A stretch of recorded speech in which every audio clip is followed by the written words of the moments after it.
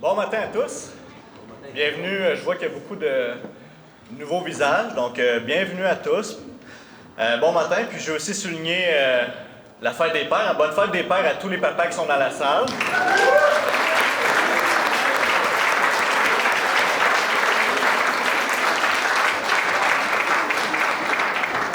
Ouais, tout qu'une job. Donc ce matin, on va assister à quelque chose de vraiment glorieux. Un moment spécial en Église qu'on va faire en famille, mais aussi quelque chose de très spécial pour vous qui êtes là comme invités, comme nouveaux, pour venir voir soit quelqu'un de la famille, soit un ami, se faire baptiser. Et peut-être que pour vous, c'est la première fois, non seulement que vous mettez la pied dans une église évangélique, mais aussi que vous allez voir un baptême d'un adulte. Parce que dans la culture québécoise, on a grandi avec la religion catholique comme arrière-plan. Et ce qu'on est habitué à faire, c'est de voir des baptêmes de bébés. Ce qui a été mon cas quand j'étais plus petit, j'ai été baptisé comme bébé aussi, puis j'ai grandi là-dedans. Et moi, je me suis rebaptisé comme adulte à 24 ans quand j'ai compris l'Évangile et j'ai décidé de suivre Jésus, comme les personnes qui vont se rebaptiser ce matin. Et donc, peut-être qu'en écoutant ça, vous allez vous dire, pourquoi un adulte qui s'est baptisé, pourquoi est-ce qu'il nous partage quelque chose d'aussi personnel de sa vie? Tantôt, il va y avoir des témoignages, ils vont expliquer qu'est-ce qui leur est arrivé, qu'est-ce qui les a amenés à avoir un changement dans leur vie, à vouloir se faire baptiser comme adultes.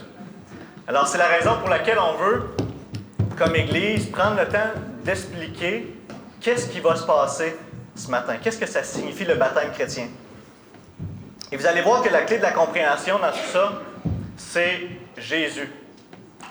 Qui est Jésus pour eux et qu'est-ce qui a changé dans leur vie?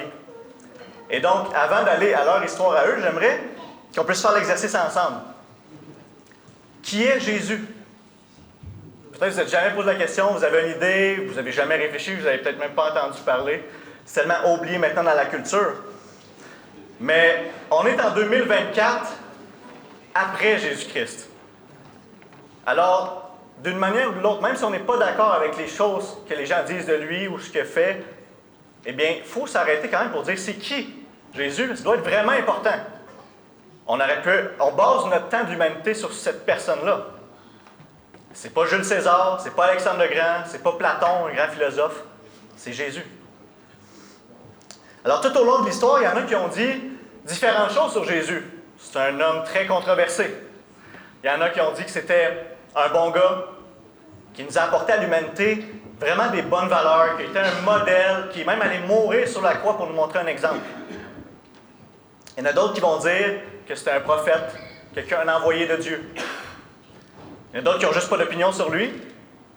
Mais il y en a aussi qui vont dire que c'est le Fils de Dieu. Qu'il croit ce qu'il a dit qu'il était. Et je veux vous apporter ce matin la réflexion de C.S. Lewis. Peut-être que la plupart d'entre vous le connaissez bien. Vous ne le connaissez pas, mais vous savez qu'est-ce qu'il a fait. C'est l'auteur des Chroniques de Narnia. Donc, C.S. Lewis est un philosophe qui s'est converti aussi au christianisme dans sa vie. Et une des choses qui est venue le bugger dans son cerveau, c'est que les gens disaient que de Jésus, quand il n'affirmait pas qu'il était Dieu et tout ce qu'il avait fait, que c'était quand même une bonne personne, un modèle, comme je disais tantôt, un gars qui avait des bonnes valeurs, qui nous a appris à s'aimer les uns les autres, aimer notre prochain, faire des bonnes œuvres. Pourtant, il dit, il y a un problème avec cette facette-là parce que Jésus a dit des choses extrêmement bouleversantes. Si moi, là, je vous dis ce matin, je suis Dieu incarné, je suis venu pour mourir pour les êtres humains qui sont pécheurs, et je vais ressusciter, et j'ai le pouvoir de vous pardonner, de vous donner la vie éternelle. Vous allez dire, tabarouette, prouve-les. Ou vous allez dire, il est fou. Ou vous allez dire, il ment. Vous comprenez, il y a quelque chose là. Les paroles qu'il a dit font en sorte qu'on a juste deux choix, mais qui se séparent en trois catégories. Pour Louis, c'était ceux-ci. La première, c'est il croyait vraiment ce qu'il disait, mais ce n'était pas vrai. Donc, il était fou.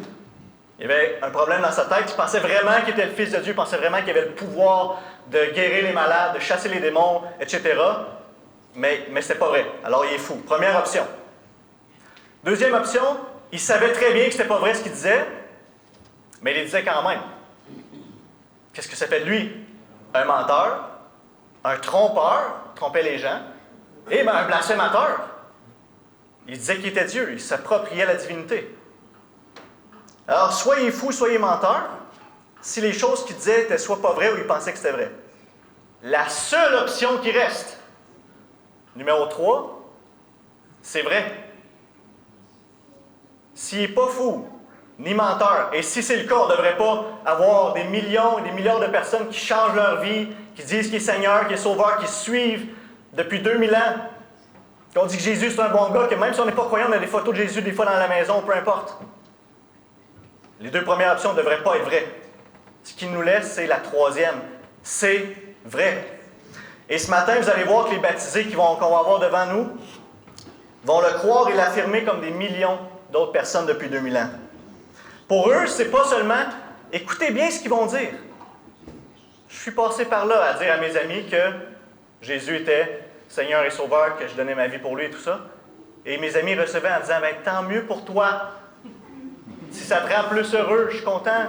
Tu aurais pu être musulman, tu aurais pu être bouddhiste, mais tu es chrétien. » C'est pas ça. Ça n'a rien à voir avec l'aspect de est-ce que je choisis une religion ou un autre. Il y a une vérité fondamentale. Si Dieu existe et s'est manifesté en Jésus, et ce qu'il déclare sur le monde est vrai. Il a dit que tous les êtres humains de naissance, de papa et maman biologiques, sont morts spirituellement, séparés de Dieu.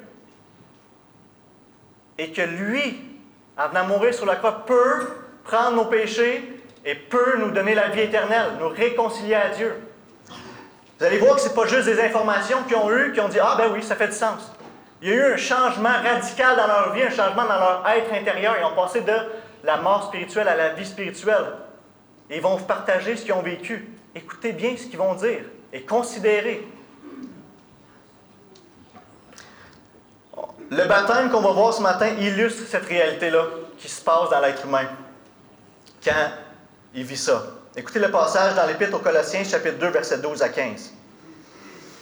Vous avez, en effet, été ensevelis avec lui par le baptême, et vous êtes aussi ressuscités en lui et avec lui, par la foi en la puissance du Dieu qui l'a ressuscité.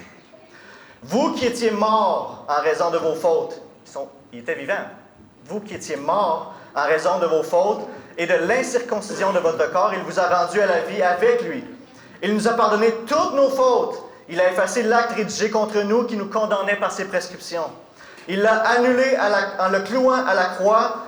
Il a ainsi dépouillé les dominations, les autorités et les a données publiquement en spectacle en triomphant d'elle par la croix. La croix, c'est la solution de Dieu. Considéré par la croix, le croisement de chemin entre l'amour de Dieu pour le monde, car Dieu a tant aimé le monde qu'il a donné son Fils unique, afin que quiconque croit en lui ne périsse point, mais ait la vie éternelle. L'amour de Dieu à la croix manifesté le plus glorieusement possible. Et sa grâce envers nous, qui ne méritons pas ça. Mais aussi, sa justice. Le péché, c'est pas juste, comme on dit au Québec, un péché mignon. Où on n'est pas parfait, on fait des fautes, c'est des erreurs. Non, c'est un péché contre notre Créateur, qui mérite la mort. Le salaire du péché, c'est la mort.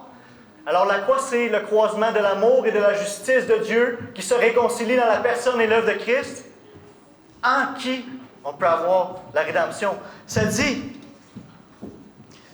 que par le sang de Jésus, nos péchés peuvent être lavés.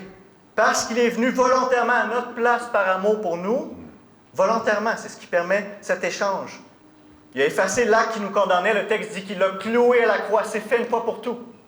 Maintenant, on peut vivre en Jésus parce qu'il est mort pour nous. Celui qui place sa foi en Jésus reçoit donc le pardon de ses péchés parce que Jésus a porté sur lui sa condamnation, l'a effacé, le pardonne et le purifie à celui qui vient à lui par la foi et la repentance. Comprenez bien que le baptême de ce matin, quand la personne va être dans l'eau physiquement, c'est pas ça qui sauve. Il n'y a rien de magique qui va se passer dans le baptême d'eau. Il n'y a pas de pardon des péchés ou de lavement des péchés dans le baptême d'eau. Ce qu'on va faire ce matin, c'est une démonstration physique et tangible que vous pouvez voir de quelque chose qui est déjà arrivé spirituellement dans leur vie. On va voir, c'est ce que ça représente quand on l'a vu dans notre texte tantôt, où est-ce que la personne est associée à la mort de Jésus et la vie de Jésus. Donc, quand moi ou un autre homme va descendre tantôt les personnes dans l'eau, la personne s'associe à la mort de Jésus. Son lui d'avant, lui qui était condamné, pécheur, mort dans ses péchés, est mort avec Jésus. Il est maintenant à la croix. La condamnation ne peut plus l'atteindre. Pourquoi? Il est mort. Jésus a payé pour lui. Donc, il s'associe à la mort de Jésus. Mais lorsqu'on le ressort de l'eau, de la même manière que Jésus est ressuscité d'entre les morts et a la vie éternelle, maintenant, cette personne ressuscite en nouveauté de vie avec la vie de Jésus, la vie éternelle. Et donc, celui qui se fait baptiser, qu'est-ce qu'il va vous dire tantôt, qu'est-ce qu'ils vont déclarer? C'est que Jésus est leur sauveur personnel, pas simplement le sauveur du monde. Sauveur personnel, c'est nous les chercher eux personnellement, mais aussi leur Seigneur. Si Jésus est vraiment qui il dit être, il est le roi des rois, le créateur de l'univers, leur créateur. Et donc maintenant, puisqu'il ne vivait pas pour lui avant, il s'en repent et veut vivre pour lui entièrement, lui obéir et le suivre. Et la première chose que Jésus demande à ceux qui déclarent qui il dit être, c'est de se faire baptiser et de le déclarer publiquement devant autres. Laissez-moi simplement prier pour ensuite introduire les chants. Vous allez voir, à chaque, ça va se passer de la même manière. Il va y avoir un chant pour le baptiser et ensuite on va baptiser les personnes. Prions ensemble. Seigneur, notre grand Dieu, toi qui es amour, toi qui as tout créé, on est devant toi ce matin, on est ensemble réunis pour voir cet acte glorieux de l'œuvre de salut qui se fait dans la vie de 4 personnes. Merci Seigneur pour ta grâce. Merci pour ton Église. Merci pour ce temps qu'on a ensemble. Et je te prie Seigneur que s'il y a des gens dans la salle qui ne te connaissent pas, qu'ils puissent voir qui tu es au travers de ces témoignages, qu'ils puissent voir comment tu sauves encore, comment tu fais grâce. Et que tu puisses faire rayonner Jésus comme étant glorieux pour eux aussi. En son précieux nom. Amen. Merci. J'aurais simplement, Joe, juste avant. Le micro, il est-tu... Oui, OK. Allô? Allô? Le stress, hein?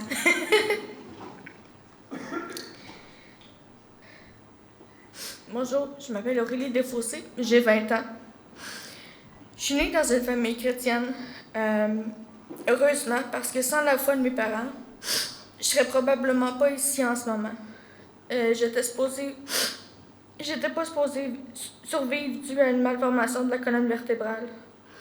Le neurochirurgien recommandait fortement à ma mère d'avorter en disant que j'allais être un fardeau pour la société, en prenant le lit d'un enfant qui pourrait vivre. À la première échographie à Sainte-Justine, il a fallu un radiologiste, puis un deuxième, puis un troisième pour confirmer mon diagnostic. On s'entend que des radiologistes de Sainte-Justine, c'est des bons radiologistes, là. Fait qu'il n'y avait pas grand chance de se tromper. Mais il disait que un mois avant l'accouchement, mon cerveau avait un retard de 6 semaines. Les spécialistes disaient que j'allais être légume et dû à ma malformation au niveau de ma colonne vertébrale. J'allais être paralysée du bas du corps. À l'accouchement, un miracle s'est produit. Le développement de mon cerveau était normal et le bas de mon corps fonctionnait. Le neurochirurgien me regardait et comparait avec mon dossier médical et il ne comprenait rien. Un peu plus tard, j'ai fréquenté l'église et différents milieux chrétiens avec mes parents et ma petite sœur jusqu'à l'âge de 6 ans à peu près. Mes parents ont cessé de fréquenter l'église pour diverses raisons. Quelques années plus tard, en 2012, mes parents se sont séparés. Ce sera pas long. J'ai fait l'erreur d'oublier mon témoignage chez nous. Fait que je suis sur des photos. Quelques années plus tard, mes parents se sont séparés, en 2012, comme j'ai dit. Mon père allait vraiment pas bien, tant au niveau physique que mental. J'ai vécu beaucoup de traumatismes dus à ces années difficiles. Tôt après la séparation, ma mère s'est remise en couple et ce fut déstabilisant pour moi. Merci. Ça n'empêche pas que j'aime beaucoup mon beau-père aujourd'hui. À 14 ans, j'ai décidé que je coupais les ponts avec mon père pour me protéger, parce que la relation n'allait pas du tout. À 15 ans, l'école était vraiment très difficile pour moi.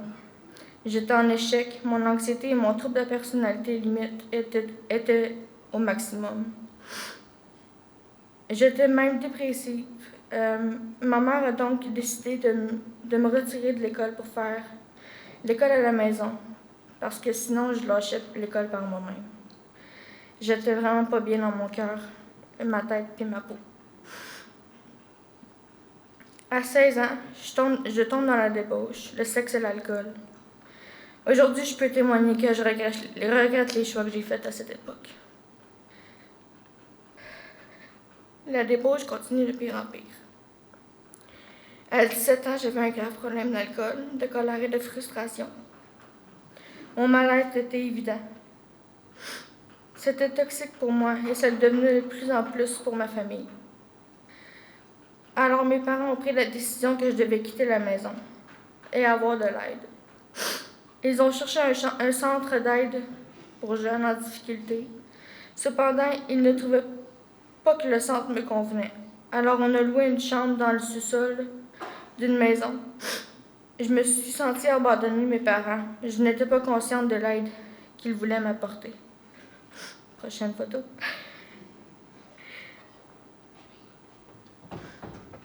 J'ai continué à boire de l'alcool et j'ai commencé à consommer du pot. Dû à plusieurs circonstances, j'ai dû quitter mon appartement. J'ai ensuite déménagé dans une maison de chambre. C'est un immeuble avec plusieurs chambres à louer. Je me suis sentie comme dans un film. C'était un endroit où je devais survivre. J'ai rencontré un ami. Il m'a proposé de m'aider pendant que j'avais besoin financièrement. Mais par la suite, il en a profité pour me violenter psychologiquement. Je me trouvais à mon plus bas. 24 heures sur 7, j'étais gelée ou saoule. Avec l'aide de ma mère et de mon beau-père, je suis sortie de cet endroit malsain et je suis allée à la Maison des femmes, un refuge pour femmes en situation de violence et ou de difficultés financières.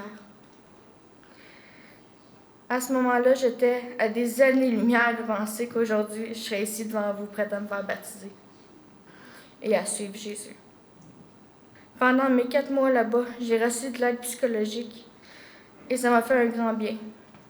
Je cherchais un appartement qui était convenable pour moi, mais je ne trouvais pas. Avec l'aide des intervenantes et de mon entourage, j'étais pour déménager à l'Auberge du Cœur à Saint-Hyacinthe, dans un appartement supervisé. Cependant, en allant visiter, les appartements étaient plus qu'insalubres. Donc, moi, ma mère et ma grand-mère, on a décidé que je n'allais pas rester là, évidemment. J'ai eu peur parce que je me retrouvais sans domicile. Ma mère et mon beau-père ne voulaient pas que je revienne à la maison parce que notre relation se portait mieux à distance. Alors ma mamie a parlé à mon papy et ils ont décidé de m'héberger le temps que... Next photo. Que mon... Non, c'est pas ça. Pardon, je suis perdue.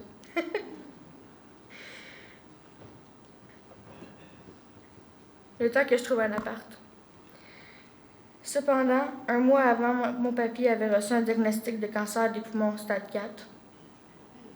Alors, c'est devenu trop difficile pour ma mamie de s'occuper de moi à cause de ma mobilité réduite et de ma santé mentale, qui allait toujours vraiment pas bien. Il y avait aussi le fait que la santé de mon grand-père se dégradait. J'ai donc redéménagé chez ma tante à Drummondville. J'y ai resté 3 mois et on a finalement trouvé un appartement à Nicolette. À ce moment-là, j'avais arrêté depuis 6 mois quand j'avais appris le diagnostic de mon grand-père. Mais je continuais de boire beaucoup. Durant ces dernières années, mes grands-parents m'ont toujours parlé de Jésus et des Écritures de la Bible. Mais ça ne me touchait pas. Je ne voulais rien savoir de toutes ces choses. Malgré tout, je savais que Jésus existait et que c'était la vérité. Mais à ce moment-là, je ne vivais que pour moi et non pour lui. Plus les mois ont passé, en juillet 2023, mon papy était en soins palliatifs à domicile. C'est là, après tout ce que j'ai fait et enduré, que j'ai prié Dieu. Pour la première fois depuis au moins 12 ans.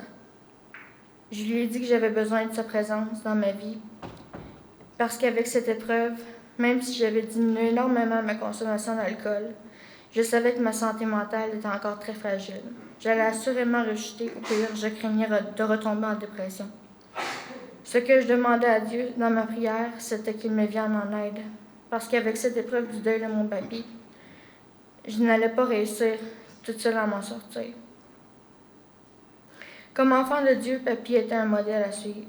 Son attitude et sa manière d'être transpiraient quelque chose de divin.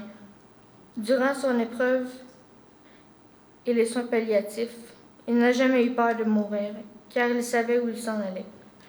Il allait rencontrer son Sauveur. Quelques mois après son décès, en octobre 2023, j'ai eu le goût de me trouver en église.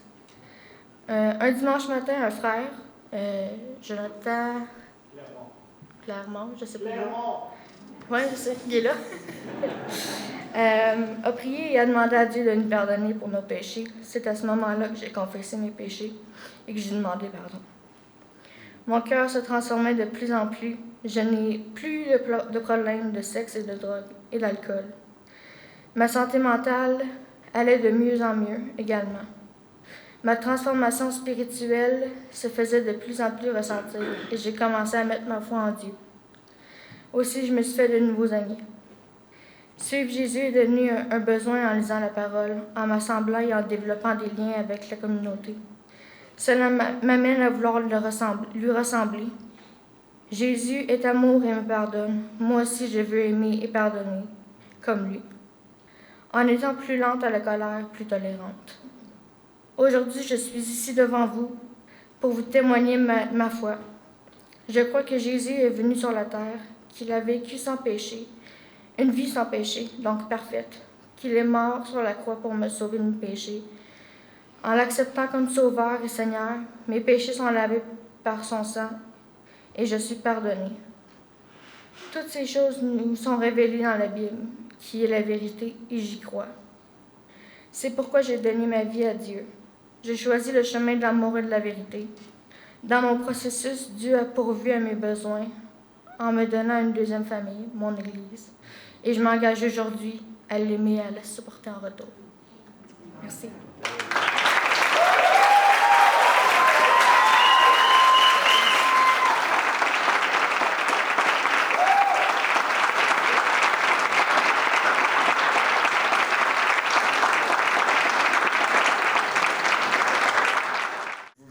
À moi, mais c'est elle qui l'a choisi. C'est ça. Donc,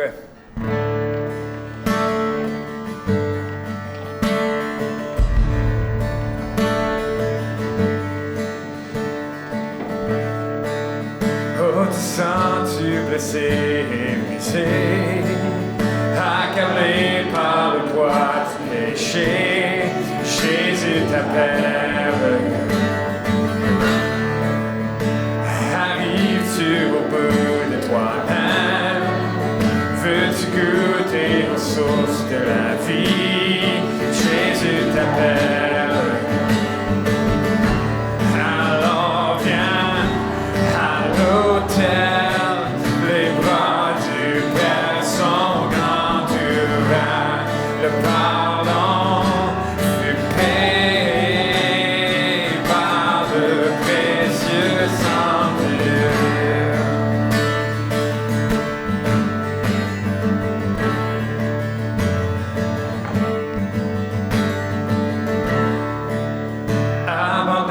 tes regrets, tes erreurs.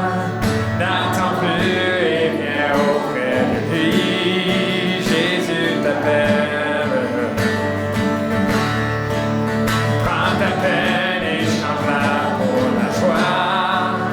Car des cendres et de nouvelles, Jésus t'appelle.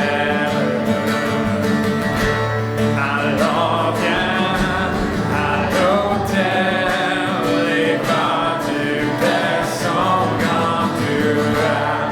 Le pardon fut payé par le précieux sang du Christ. Merveilleux sauveur,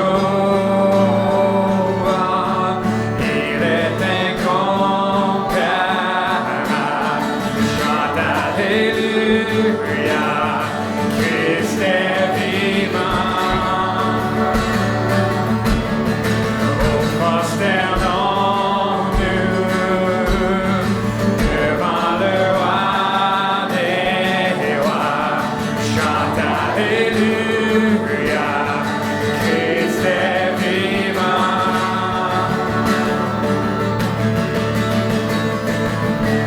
Alors viens à l'autel, les bras du Père sont grands ouverts.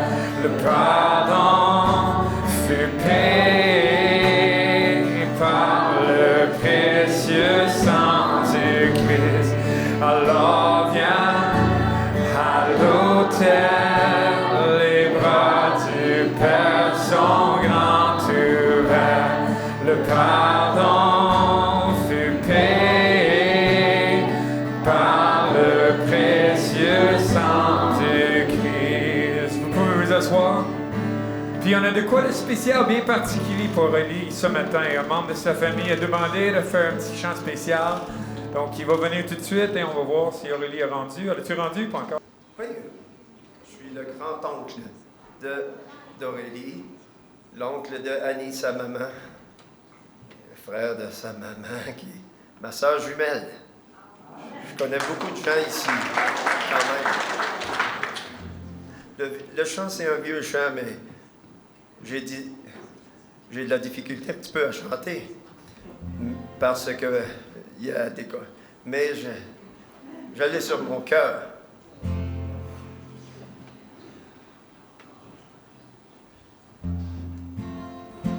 Tu peux naître de nouveau, tu peux tout recommencer, balayer ta vie passée et repartir à zéro, avec Jésus pour berger. Et repartir à zéro, avec Jésus pour berger. Tu peux être pardonné, donc tu peux boire de cette eau, source de la pureté, source de la vérité. Tu peux boire de cette eau, source de l'éternité. Et repartir à zéro, avec Jésus pour berger. Tu peux être pardonné pour tous tes péchés passés, car Jésus a tout payé. Tu peux recevoir la paix, source de l'éternité.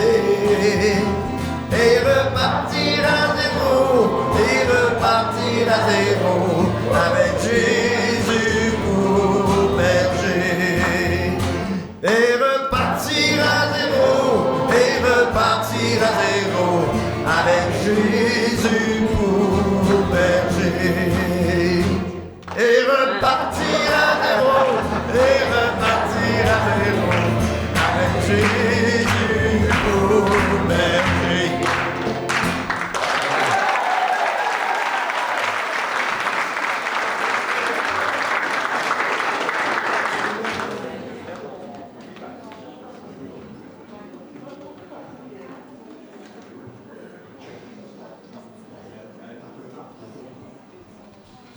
Aurélie, ça va bien?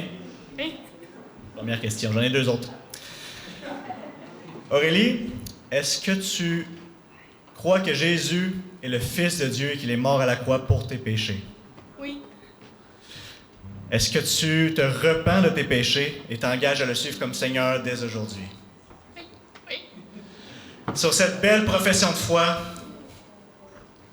je te baptise au nom du Père, du Fils et du Saint-Esprit.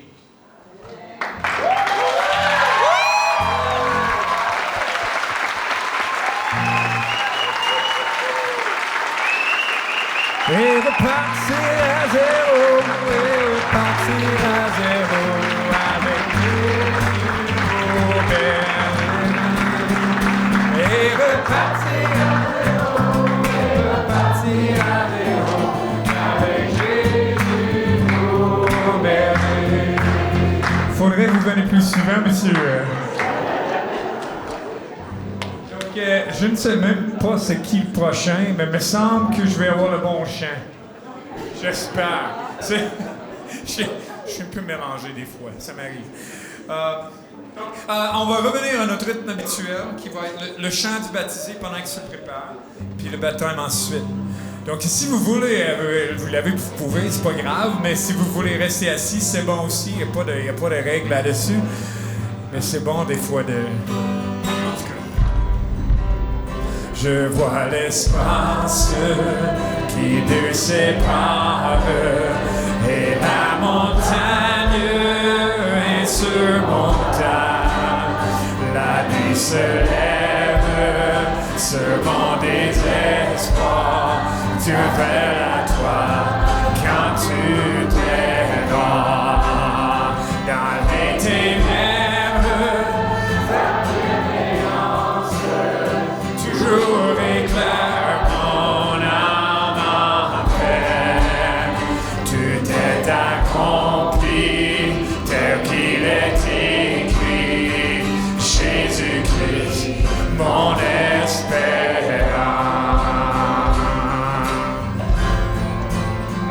Inconcevable, miséricorde, grâce insondable.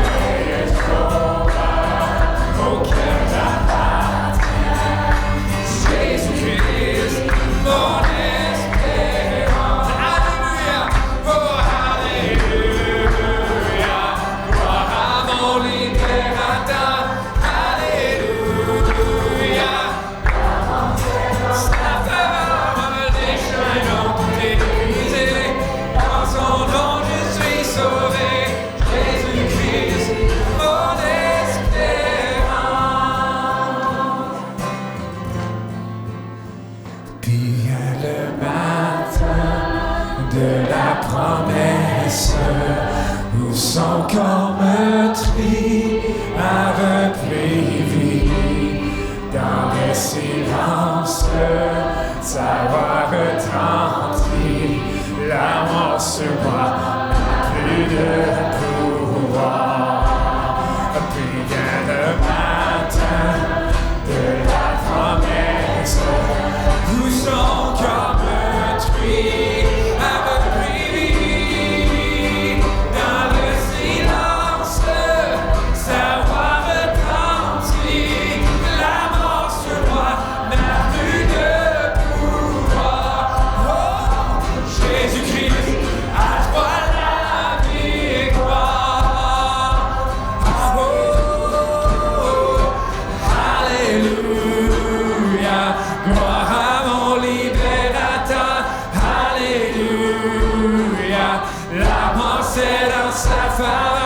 Les cadeaux tout est brisé, en son nom je suis sauvé, Jésus-Christ, mon espérance, alléluia, oh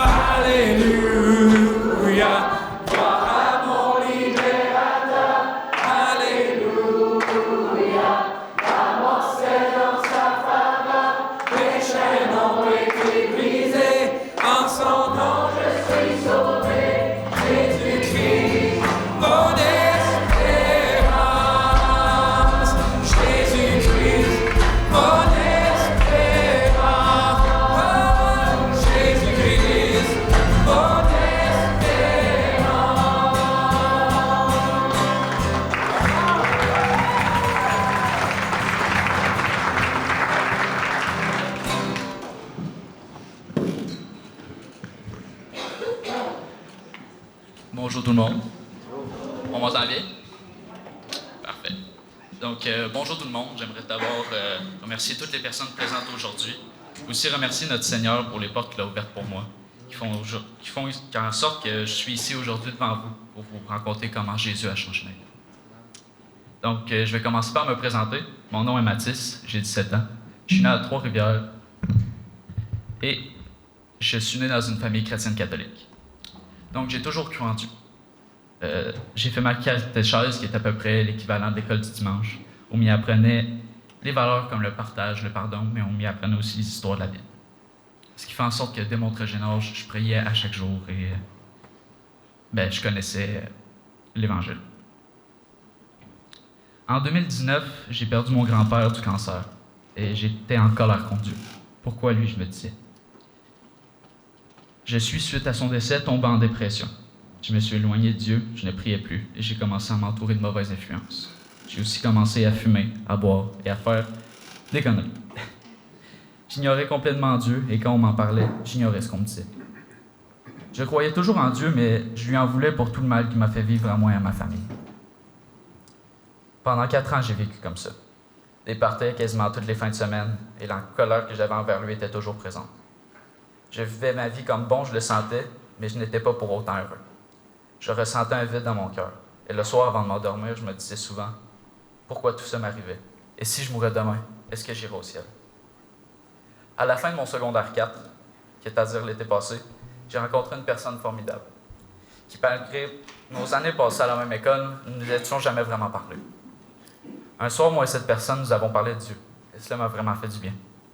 Je suis allé à l'église avec elle, et je ressentais le besoin de parler comment je me sentais dans ma vie. Comment j'essayais d'être une bonne personne pour pouvoir aller au ciel. Alors je lui ai tout dit, depuis la mort de mon grand-père à ce moment-là. Elle m'a écouté, puis m'a expliqué qui est Jésus, qu'a-t-il fait pour nous et pourquoi l'a-t-il fait. J'ai tout de suite cru en ce quoi elle me disait. Je lui ai ainsi demandé comment je fais pour être pardonné, à être près de notre Seigneur.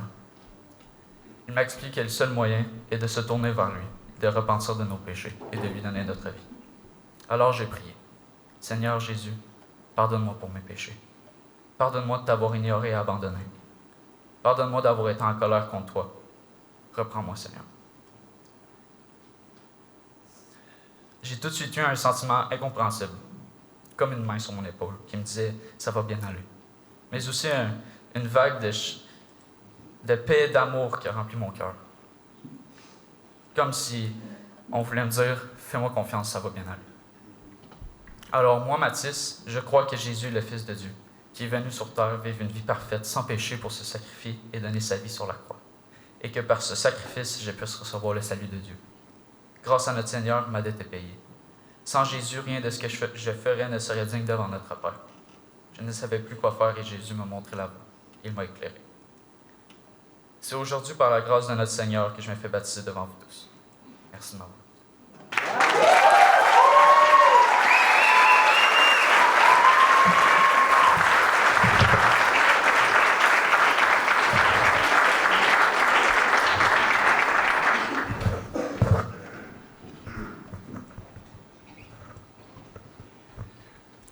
Ça va, Mathis? Oui. 2 autres questions. Est-ce que tu crois que Jésus est le Fils de Dieu, qu'il est mort à la croix pour tes péchés et qu'il est ressuscité pour pouvoir te donner la vie éternelle? Oui. Est-ce que tu te repens de tes péchés et t'engages aujourd'hui à le suivre comme Seigneur sur ta vie? Oui. Sur cette belle profession de foi, Mathis, je te baptise au nom du Père, du Fils et du Saint-Esprit.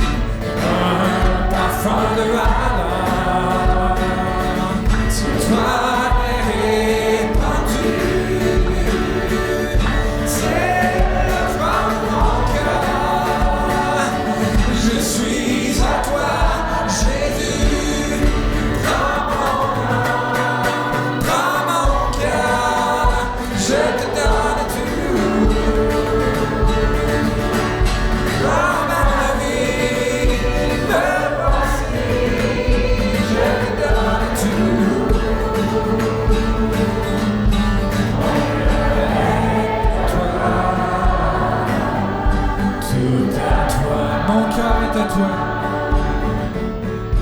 Mon cœur est à toi. Tout à toi. Mon cœur est à toi. Mon cœur est à toi. Tout à toi.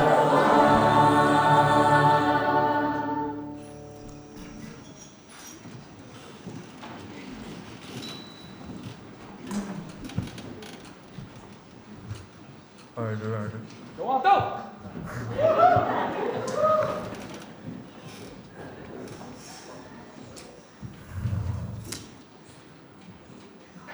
C'est beau? Je peux y aller? Donc, bonjour, je m'appelle Anthony, j'ai 18 ans et je suis né dans une famille chrétienne. Depuis tout petit, j'ai toujours entendu parler de l'Évangile et comme quoi on était pécheurs et le sacrifice que Jésus a fait à la croix à travers l'école du dimanche et les camps chrétiens que j'ai commencé à fréquenter vers 8-9 ans. J'ai premièrement été à Villa du Carmel. Par la suite, j'ai été à Parkside Ranch à Sherbrooke. Et j'ai resté dans les camps jusqu'en 2020, quand il y a eu la COVID. Donc, l'été, il n'y avait pas de camp, dans le fond. Le temps de la COVID a été difficile pour moi. Non seulement parce que je ne pouvais plus aller dans les camps, mais parce que je n'avais aucun cercle d'amis qui croyaient en la même chose que moi. Parce que mes amis ils étaient tous à Sherbrooke, dans le fond. Fait que j'avais personne... moi, j'habite à Saint-Étienne, donc il n'y avait personne à Saint-Étienne ou proche. Il faut savoir que tout au long de mon secondaire, j'allais dans une école publique et que je ne voulais pas être différent des autres. Donc, j'étais très influençable. En gros, je copiais tout ce que le monde faisait. Donc, retour en contexte, je suis en secondaire 4-5, j'ai donc 16-17 ans. Mes amis commencent à sortir, faire le party, puis moi, j'ai de la difficulté à m'affirmer dans ma foi. Et en plus, j'ai pas vraiment de cercle d'amis chrétiens, comme j'ai dit, entre autres en partie à cause de la COVID. Ça donne un peu l'image à quoi je ressemblais. En septembre 2022, je rencontre une fille chrétienne à Villa du Carmel, dans le contexte d'une activité jeunesse où tout le monde était invité. Dans ces mois-là, dans les mois qui suivent, on apprend à se connaître, on apprend aussi qu'on va à la même école. Quand même une drôle de coïncidence. Et après quelques semaines, je rencontre sa famille. Au fur et à mesure que les mois passent, mes amis à l'école me demandent continuellement c'est quand que la relation va s'officialiser. Parce que les autres, c'est ce qu'ils voulaient. On se rappelle, ils ne sont pas chrétiens, c'est mes amis de l'école. Parce qu'ils ont bien évidemment remarqué que je parlais à quelqu'un. Le problème étant, selon une règle que ma mère a instaurée,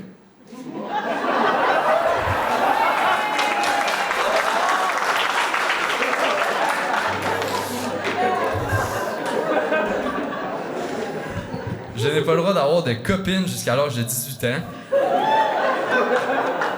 J'ai à ce moment-là 16 ans et demi.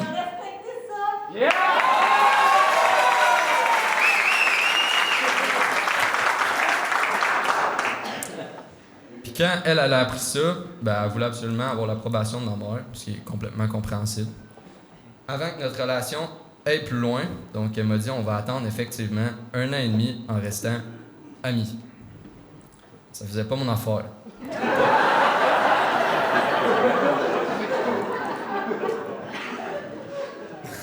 Quand j'ai dit ça aux garçons à l'école, dans un premier temps, ils ont bien ri de moi.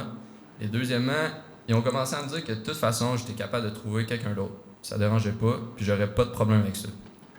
Suite à ces paroles répétées, je me suis laissé influencer. Je les ai écoutées. J'ai graduellement arrêté de lui parler, en inventant des excuses, jusqu'à un point où je me souviens, on se croisait dans le corridor de l'école, on se regardait même pas, on faisait comme si on se connaissait même pas. Je me disais dans ma tête à ce moment-là, si elle est vraiment faite pour moi, Dieu va me la garder, dans un sens où je peux faire tout ce que je veux, puis ça dérangera pas. C'était pas la bonne réflexion à avoir. Puis les mois passent, l'été 2023 arrive, je gradue de mon secondaire, je fais quelques parties par-ci par-là, puis je pars travailler à Sherbrooke, à Parkside Ranch, shout out les boys, dans un des 2 camps que j'ai nommé au début, pour être sauveteur. Une décision qui m'était fortement recommandée par mon grand frère et je le remercie. Dans cet été-là, je me suis premièrement rendu compte de l'importance qu'avaient les personnes autour de moi à cause de leur influence. J'ai aussi vraiment rendu compte des combats spirituels qu'il y avait autour du camp et à quel point la vie était fragile. D'ailleurs, je vous encourage à prier pour la mission des camps chrétiens qui joue un rôle important dans la vie de beaucoup de jeunes, qui a joué un rôle important dans la mienne aussi.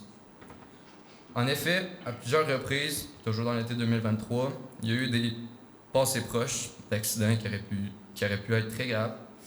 Donc, on peut vraiment dire que j'ai eu une prise de conscience en revenant. Puis, en revenant avec la rentrée du cégep, je me suis dit que c'était l'occasion de recommencer à zéro. Donc, me refaire un cercle d'amis qui vont pas avoir de mauvaise influence sur moi. Et tranquillement, je recontacte cette fille dont je vous ai parlé tantôt.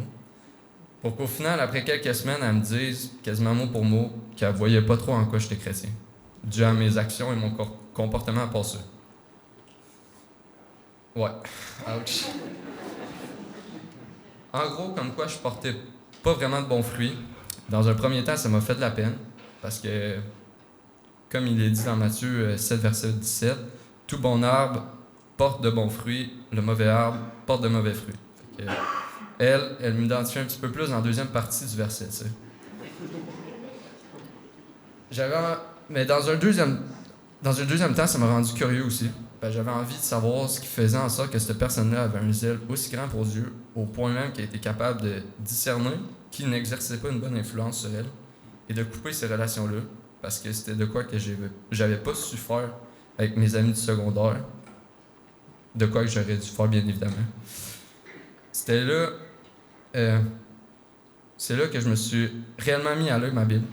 C'est là aussi que, pour la première fois de ma vie, je lisais sérieusement et d'une façon régulière. J'ai découvert que non seulement ça me faisait du bien, mais j'ai découvert qui était réellement Christ.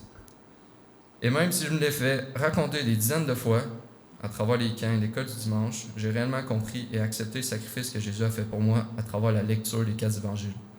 J'ai compris que Jésus est venu mourir à la croix, qu'il est ressuscité pour mes péchés et qu'il est mon sauveur. J'ai pris à ce moment-là la décision de le suivre et de le placer maître de ma vie. Même si ça ne sera pas toujours facile, sachant très bien qu'il va falloir que je porte ma croix, tout en étant prêt à mourir pour lui comme il est mort pour moi. À la suite de toute cette réalisation, j'ai eu une profonde conviction qu'il fallait que j'aille demander pardon à cette personne dont je vous parle depuis tantôt. Alors avec réflexion, puis ben du courage, c'est ce que j'ai fait. J'ai demandé pardon d'avoir joué avec ses sentiments. Je m'engage donc, avec ce témoignage, à placer Dieu dans le centre de ma vie et pour le reste de ma vie. En conclusion, j'ai toujours de plus en plus envie de connaître Dieu et de l'obéir. C'est pour ça que je suis ici présentement. De plus, cet été, je vais servir à Villa du Carmel, donc je vous demande de prier pour que je sois une bonne influence dans la vie des jeunes, mais aussi que je reflète bien l'image de Jésus pour eux. Merci.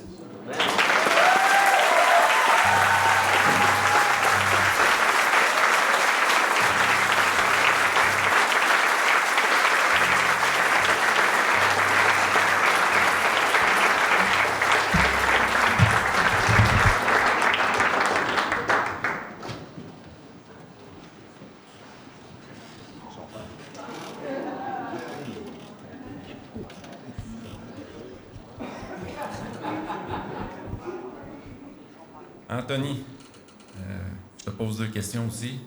Est-ce que tu crois? Oui, comme ça. Le bras, tu tiens. Pas de suite encore. J'ai 2 questions. Est-ce que tu crois que Jésus est le Fils de Dieu? Qu'il est mort sur la croix, ressuscité et vivant, mort pour tes péchés et ressuscité et vivant? Oui. La deuxième question, est-ce que tu te repens de tous tes péchés? Et est-ce que tu t'engages à le suivre et à le faire Seigneur de toute ta vie, pour le reste de ta vie?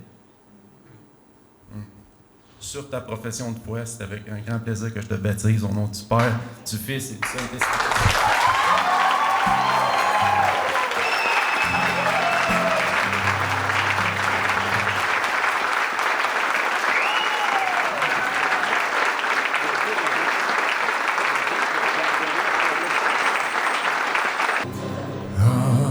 De tout leur Fils de Dieu, trahi par les siens,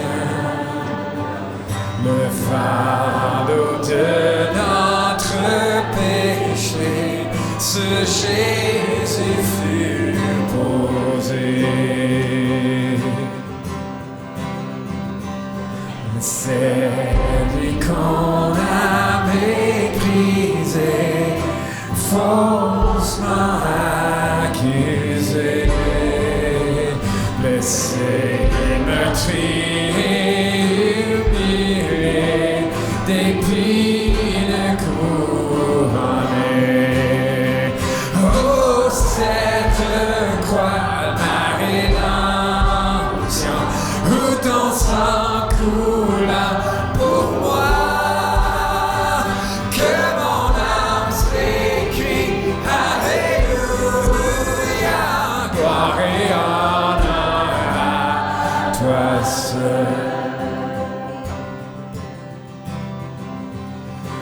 Venu du ciel sur la terre pour nous réconcilier, pour acheter, pardonner ceux qui l'ont crucifié.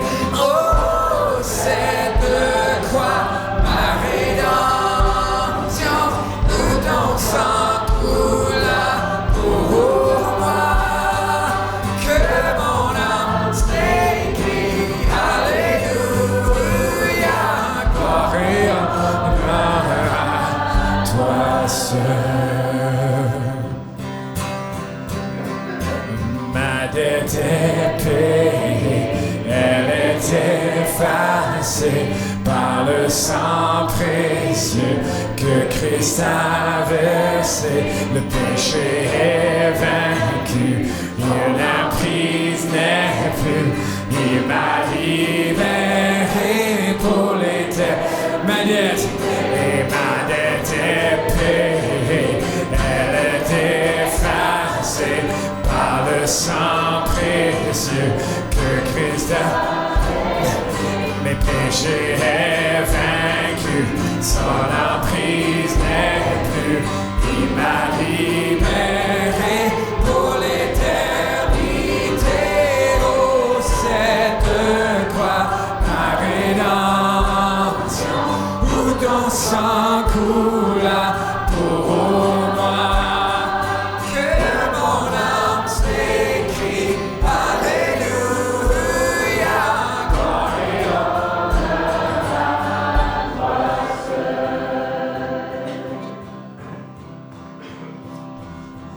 la pierre a été roulée, oh, vois le tombeau vide.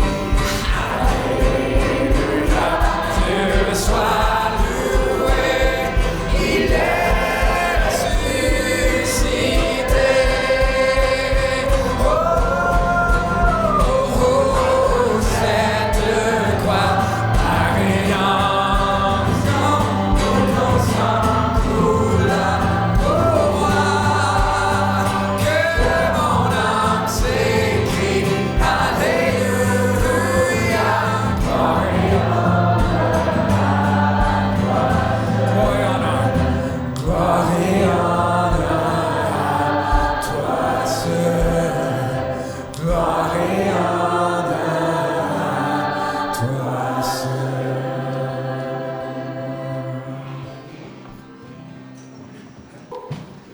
Ouais, bonjour tout le monde. Excusez, j'étais un petit peu ému, là. Voir mon petit frère passer avant, c'est quand même particulier. Dans le fond, moi je m'appelle Michael Sanson, j'ai 20 ans, puis je suis l'aîné de ma famille. Est-ce que vous m'entendez bien? Ouais? Ok, c'est qui tout.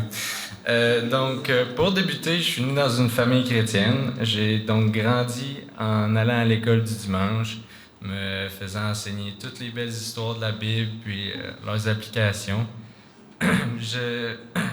J'avais aussi, comme plusieurs personnes ayant fréquenté l'Église, levé ma main à la fameuse question « Acceptes-tu Jésus comme ton Seigneur et Sauveur? » Hein, quand on est jeune, là, puis là c'est tout beau dans la classe, j'avais levé ma main. On l'avait même écrit dans ma première Bible. Mais on s'entend qu'à cet âge-là, j'avais pas nécessairement trop compris qu'est-ce que ça impliquait, puis qu'est-ce que ça signifiait, mais bon. J'étais donc familier avec le sacrifice que Christ a fait pour moi et ma nature pécheresse, mais sans plus. C'est donc rendu au secondaire que les choses prennent toute une tournure. Je me suis fait des amis, comme on peut s'y attendre, mais de peur de me faire rejeter, je partageais pas ma foi, je disais pas que ma famille était chrétienne, qu'on allait à l'église, tout ce que je croyais. Puis j'étais pas très impliqué au niveau, mettons, des activités. Je sortais pas avec les gens, puis j'ai voyé à l'école. Pour ça, je retournais dans mon petit patelin à Saint-Étienne, puis ça finissait là. Aussi, c'était pas évident, là, les lifts à Saint-Étienne. Papa, maman, on est 3 gars, hein? Fait que s'il fallait qu'ils se mettent à nous charrier un après l'autre, on s'en serait jamais sortis. Puis il y avait, bien évidemment, le petit interrogatoire avant qu'on sorte pour faire quoi que ce soit. Ah là, les gars, vous allez faire quoi? C'est avec qui vous allez? Puis, fait que pour m'éviter ça... Mais c'est correct, là, c'est bien correct. Mais pour éviter ça, des fois, je me disais, bon, moi, rester à la maison, moi, jouer à mes jeux vidéo tout seul. Fait que, mais ce qui faisait aussi qu'en revenant le lundi, j'étais jamais le gars avec les histoires cool de toutes les aventures du week-end. J'avais rien à raconter. Ce qui a fait en sorte que j'ai jamais été le gars cool. J'ai dû me battre pour faire ma place. Puis j'avais constamment ce sentiment de devoir me prouver à mes amis, même si ça allait à l'encontre de mes valeurs fondamentales. Je me suis donc lancé dans une quête insaciable d'approbation venant de mes pères, venant de mes pères, ce qui a donc inévitablement fait grandir en moi une certaine colère et tristesse par mon incapacité à rentrer dans le moule. Il y avait quelque chose qui manquait, j'y arrivais pas, puis faire partie de la gang, c'était très difficile pour moi. Et puis au travers de cela, ma mère a quand même eu un gros accident de voiture qui a juste nourri le feu de mes émotions. Ça faisait mauvais ménage. Avec mon tempérament aussi, c'était vraiment pas un bon cocktail. Par contre, en parallèle, tout au long de mon secondaire, durant les étés, j'avais la chance d'aller dans des camps chrétiens. Et puis cela m'a permis de côtoyer d'autres chrétiens et de réaffirmer ma foi. J'ai vraiment aimé mon expérience, assez que j'y suis retourné comme campeur pendant plusieurs années, parfois même pour des périodes allant jusqu'à 4 à 5 semaines. Des fois, on s'inscrivait pour 2 semaines, puis là, au bout de 2 semaines, j'appelais mes parents, je disais « Hey, est-ce que je peux rester une autre semaine? » Puis « Ben oui, mec, tu peux rester une autre semaine. » Donc pour ça, je suis vraiment reconnaissant. C'était des super étés, dans le fond. Et puis l'ambiance était vraiment chaleureuse. Il n'y avait pas cette urgence de devoir me prouver aux gens afin d'être apprécié. Tout le monde était inclus, peu importe d'où ils venaient, ce qu'ils croyaient ou ce qu'ils aimaient. C'était donc totalement différent de ce que j'étais habitué à l'école. À tous les jours, on a des messages bibliques, des temps de cabine pour lire la Bible, poser nos questions, puis en apprendre davantage sur qui était Jésus puis ce qu'il avait fait pour nous. C'était donc rafraîchissant. À chaque année, je partais du camp, ma foi réaffirmée, prêt à faire face aux défis de la vie, me promettant de ne plus jamais dériver du chemin. J'y suis même retourné comme staff une fois que j'avais l'âge. Cependant, cette fraîchement trouvée assurance, comme vous avez deviné par mon petit sourire, ne durait que quelques temps. Une fois l'école recommencée, je retombais dans ce cercle vicieux de quête d'approbation et de vouloir absolument faire partie de la gang. Cela a duré jusqu'en 2020, lorsque la COVID fit son apparition. Cette année-là, je ne suis pas retourné au camp, j'ai plutôt travaillé en région. Puis par la suite est venu 2021, une année tout de même assez importante, parce qu'à ce moment-là, je tournais 17 ans. Et puis ceux qui savent un petit peu, à 17 ans, c'est là qu'on peut avoir notre permis de conduire. Ça répondait à beaucoup de problèmes de lift et ces choses-là. Donc je me disais, hey, enfin, je vais pouvoir faire partie de la gang, pour me déplacer quand je veux, faire mes petites affaires. Et là, on s'entend en février, l'hiver, ces choses-là. C'était pas tout à fait évident. Ça a été jusqu'en juillet, avant que j'ai mon auto. Puis ça marchait jamais, là, on allait en voir, ça fonctionnait pas. Fait que ça commençait à bouillir, là. Je commençais à avoir hâte, puis est venu le temps. J'ai quand même acheté une auto qui sortait du lot, on pourrait dire. Et puis ça a fait que, je me suis mis à aller voir des amis, je faisais enfin un petit peu partie de la gang, puis tranquillement, pas vite, on s'est mis à faire des expériences, puis de par mon bagage, j'étais conscient que mes choix n'étaient pas bons, mais je continuais. J'étais rendu complètement dépendant de l'approbation de mes amis. Puis plus le temps avançait, pire c'était. On s'était mis à sortir dans les bars, se battre, faire le party et goûter à tout ce que le monde avait à offrir. Toujours en train de repousser les limites. Malgré les conseils, recommandations et multiples discussions avec mes parents, rien ne semblait pouvoir me faire changer d'avis. Puis à l'automne, dans une bagarre de rue, j'ai pratiquement perdu un de mes meilleurs amis. Il a eu la boîte crânienne fracturée et des hémorragies graves au cerveau. Ses chances de s'en sortir indemne étaient presque nulles. Au désespoir, j'ai donc prié à Dieu, ce que je n'avais pas fait depuis longtemps, le suppliant d'intervenir. Et quelques semaines plus tard, mon ami est sorti du coma et nous annonçait qu'il allait s'en sortir sans répercussions majeures. Cela m'a donc fait remettre en question mes choix de vie et la direction que celle-ci prenait. Mais par la suite est venu l'hiver, une période assez difficile puisque je rangeais ma fameuse auto dans laquelle j'avais bâti ma confiance. Donc, je me suis enfermé chez moi, beaucoup de colère d'accumuler au travers de tout ça. Étant quand même quelqu'un d'assez sociable, c'était mentalement assez difficile. Une fois l'hiver passé, est venu le printemps 2022. Vers la mi-fin avril, il était enfin le temps de ressortir mon auto après cette longue hiver d'attente. Cependant, pendant ce temps-là, je suivais le cours à la découverte animé par mon grand-père, avec Sébastien, mon frère, puis quelques autres personnes. Excusez-moi. Par contre, ça ne m'a pas empêché de recommencer à sortir, puis reprendre toutes mes activités où est-ce que je les avais laissées à l'automne précédente. Puis au travers de ça, il faut croire que mon grand-père savait que quelque chose n'allait pas dans ma vie ou qu'il manquait un élément clé. C'est donc dans les semaines suivantes, dans les alentours du 14 mai 2022, qu'il m'a demandé si je voulais prier pour que Dieu travaille dans ma vie. Il m'avait prévenu qu'il se peut que ce soit difficile, mais que le choix était mien. Étant tanné de vivre entre les deux mondes, j'ai accepté et en conscience de cause, nous avons prié ensemble, demandant à Dieu de travailler mon cœur et qu'il façonne ma vie comme il l'entend. Puis je peux vous dire que ça n'a pas été trop long. Puisque le 28 mai, dans la nuit de samedi à dimanche, le 28 mai, soit pratiquement 2 semaines après qu'on ait fait cette prière-là, vers 3 heures du matin, à la sortie des bars, je tombe dans un barrage policier. Le policier, voyant que je suis encore sous la politique tolérance zéro, me demande de me stationner sur le côté et me fait passer un test d'alcoolémie. Le test donne positif. Je pète la balloune à 0.045. Les policiers ont donc remorqué mon auto. Et comme mes parents ne répondaient pas au téléphone, ils m'ont débarqué chez des amis. C'était donc la fin, avant même que l'été commence, que l'été soit commencé, la fin de l'aventure. Tous mes plans venaient de tomber à l'eau. Mon plan parfait venait de s'écrouler comme un château de cartes au vent. Le matin étant un dimanche, mes parents ont vu les textos expliquant brièvement la situation, comme quoi que je venais de perdre mon permis pour un minimum de 4 mois. Et ils sont venus me chercher avant l'église. Je suis rentré dans l'auto. Silence total. Je tiens à dire que je suis reconnaissant que mes parents n'en aient pas trop rajouté parce que je ne sais pas comment j'aurais passé au travers. Mon monde venait d'être ébranlé, je venais de perdre ma liberté, ma priorité qui était à ce moment-là mon auto, du jour au lendemain. Ce matin-là à l'église, c'était le dernier cours du programme à la découverte et n'ayant pas dormi, j'ai fait de mon mieux pour tenter de comprendre ce qui était dit. Je m'en souviens plus, là.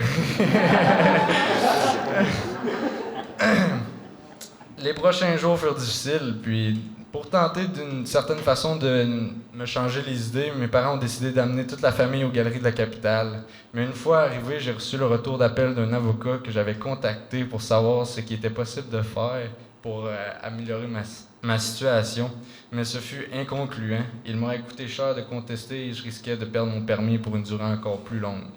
Il m'avait donc recommandé de plaider coupable et d'en finir une fois pour toutes. Je me trouvais devant un mur et je n'avais aucune idée où aller. N'ayant jamais été très habile et confortable à communiquer mes émotions, toute la colère emmagasinée cherchait à faire surface. J'ai donc demandé à Dieu de me guider et c'est en rentrant dans l'auto environ 5 à 10 minutes après ma prière, je reçois un texto d'un ancien moniteur et bon ami de Parkside qui mentionnait que le camp avait un besoin pressant d'un lifeguard pour l'été. L'emploi était rémunéré, j'étais logé et nourri sur le camp même. Donc ça résout tous les problèmes de lift, puis j'ai plus de permis, là, on se dit. Fait que comment je vais faire pour travailler? Je viens d'acheter une auto, puis bon. Fait que là, c'était pas la première fois qu'il me parlait au sujet de ce stuff-là, parce qu'il savait que j'étais lifeguard, puis ça faisait plusieurs années que je travaillais là-dedans. Mais j'avais plus ou moins poliment rejeté l'offre en disant qu'à ce moment-là, je travaillais à la Kruger. Donc, c'était pas mal plus payant, puis que ça m'intéressait pas, moi, ces affaires-là, le bénévolat, puis bon. Donc, par contre, cette fois-ci, l'idée m'a interpellé.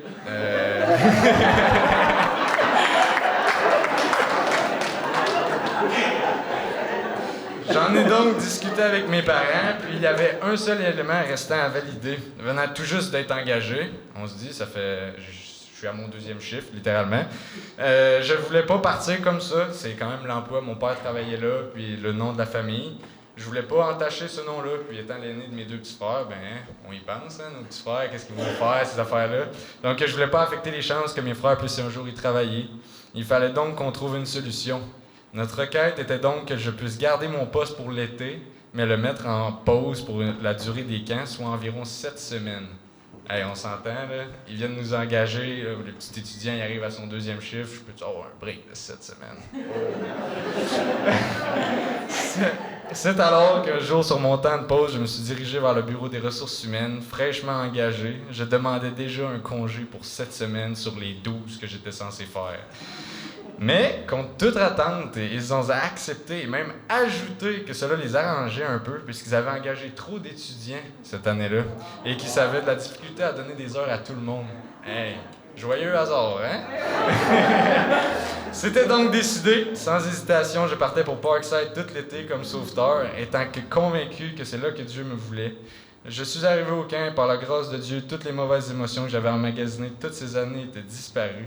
Je suis arrivé là avec un cœur pour servir, malgré la situation quand même assez particulière. Ma vie avait fait un 180 degrés. Ce fut un des plus beaux étés que j'ai jamais eu. Je me suis fait des amis formidables et nous avons vécu plein d'expériences. J'ai compris que je pouvais être moi-même et que l'on n'avait pas besoin de toutes ces choses superflues pour s'amuser. J'ai commencé à lire ma Bible et m'investir sérieusement dans cette relation nouvellement trouvée avec le Seigneur. C'est donc avec ce désir profond de vouloir le connaître de plus en plus que je suis revenu chez moi en août à la fin des camps. Malgré que je ne récupérais mon permis qu'en octobre, j'étais comblé, réellement comblé. Il ne m'a jamais abandonné. Malgré mon sévère entêtement, même à la suite de ses interventions, il m'a accueilli. C'est donc depuis que j'ai décidé de donner ma vie à Christ, il y a de cela 2 ans, où le Seigneur m'a permis de remettre mes priorités aux bonnes places et de trouver mon identité en lui. Voilà donc pourquoi je suis devant vous aujourd'hui, pour obéir au Seigneur, porter ma croix et le suivre. Puis un élément intéressant, c'est qu'il y a à peu près 2 semaines, j'ai vendu la dite auto. Donc, c'est donc un chapitre officiellement terminé. Merci de m'avoir écouté.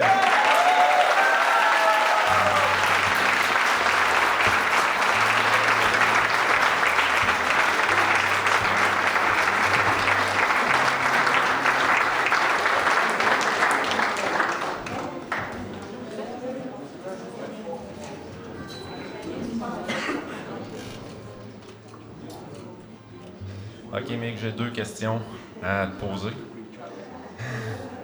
Est-ce que tu crois que Jésus est le Fils de Dieu, qu'il est mort pour tes péchés, qu'il est ressuscité et vivant? Oui. Est-ce que tu te repens de tous tes péchés? Est-ce que tu le mets Seigneur de ta vie et pour tout le reste de ta vie? Oui. Je te baptise au nom du Père, du Fils.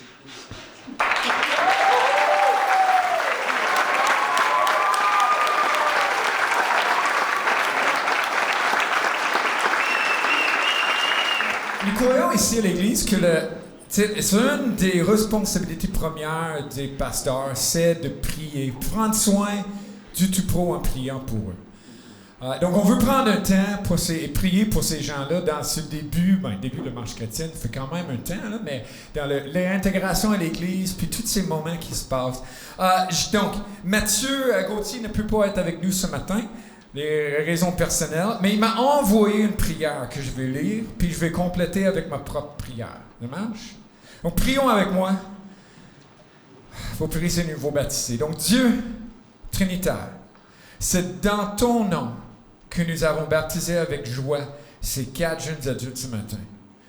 Nous avons entendu l'expression de leur foi, le désir de vivre et marcher avec toi pour le reste de leur vie. C'est un but noble, mais qui sera parsemé de nombreux obstacles. Nous aimerions donc les confier à ta grâce ce matin, en te demandant de les soutenir et de parfaire ton œuvre en chacun d'eux, et en leur évitant de faire naufrage par rapport à leur foi. Merci d'avance, Seigneur, pour ta fidélité. et le soutien que tu sauras leur accorder à chaque moment de leur vie.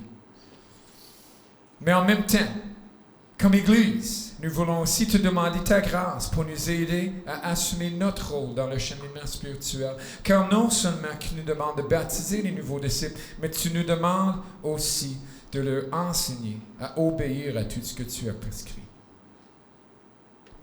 Notre Dieu, permets-nous de prendre au sérieux le rôle que tu nous accordes comme communauté, de veiller sur eux, de les encourager et de les instruire dans la parole. Ne nous permets pas d'être négligents et de prendre pour acquis, mais au contraire, d'utiliser nos ressources pour les faire croître toujours davantage à l'image parfaite de Jésus-Christ.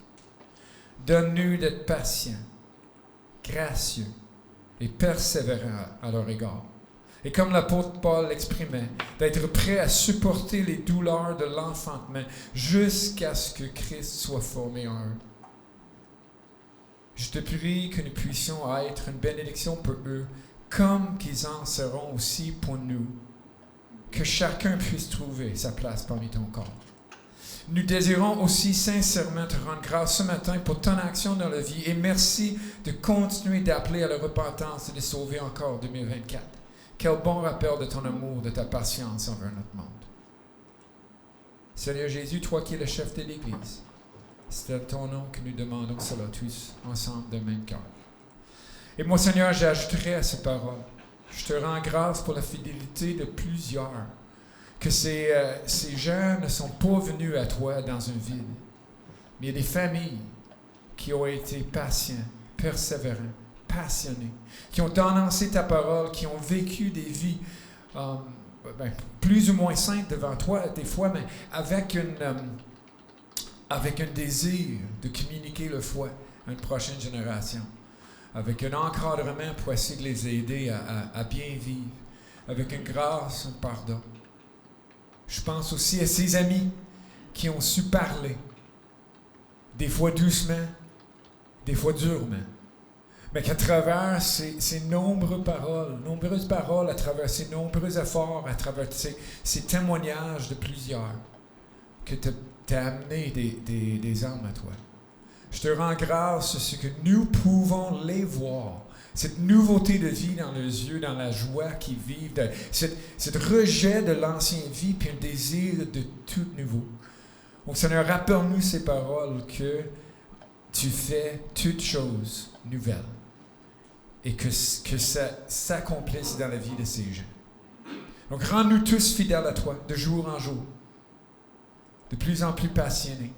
Pas parce que nous sommes bien, mais parce que tu as été bon envers nous. Que ça prenne racine en nous et que cette appréciation, cette reconnaissance forme dans nos cœurs un vrai engagement envers toi et que tu continues à bâtir ton Église à la gloire de Jésus et à la gloire de Dieu le Père. Amen. Donc, c'est sûr que plusieurs vont vouloir féliciter les baptisés puis les accueillir parce que c'est avec ça qu'ils viennent partie de notre assemblée, de notre communauté. Donc, mais j'aimerais ça juste vous envoyer avec une bénédiction. Donc, c'est tiré de Matthieu 28, 18 à 20, qui dit, mais alors Jésus s'approcha d'eux et leur parlait ainsi. J'ai reçu tout pouvoir dans le ciel et sur la terre, dit Jésus. Allez donc dans le monde entier. Faites des disciples parmi tous les peuples. Baptisez-les au nom du Père, du Fils et du Saint-Esprit. Apprenez-leur à obéir tout ce que je vous ai prescrit. Et voici, avec la promesse que Dieu nous donne, je suis avec vous chaque jour jusqu'à la fin du monde. Donc, gardez en paix. Bon dimanche. Bonne semaine.